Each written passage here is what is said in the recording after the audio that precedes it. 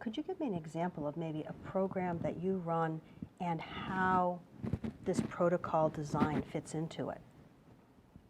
Well, we have a long-term monitoring program in the National Seashore that's part of a national inventory monitoring program. And Translation? okay, long-term ecosystem-based monitoring is a priority of the National Park Service, and the inventory and monitoring program was an initiative to document the variety of, I'll say species, but there's more. There's landforms and geology and that sort of thing, but the species that occur within the parks, and then the monitoring is the long-term protocol-based assessment of abundance usually, or there can be all sorts of different parameters that we collect data on. So it's to understand what we have now Yes. and then watch what's happening over time Right. to it. What are the trends with Yeah. those resources? Right. So, And so how does a citizen scientist, and how do you think about data protocols fitting into that? I think there are, again, that's where we move into the arena of their different level of protocols Right. for different intents.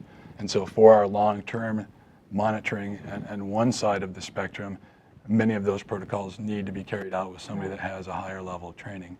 But then we have other kinds of protocols like our citizen science phenology monitoring program where it's intended to be long-term, but the level of commitment and expertise is different, and we just chose parameters that trained people could make observations, and then, but we carefully chose those so that they could give us more information about some of our communities that we're interested in.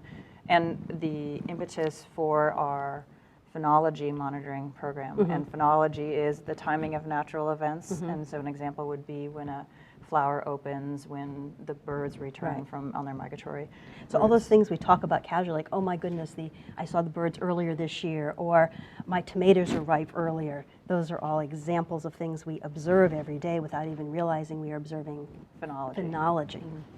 Very cool. So we chose the phenology protocols to give us more information that will supplement the data that our professional scientists are collecting in terms of with our long-term protocols. Well, that kind of leads me into a question that I wonder, which is, can anyone be a citizen scientist?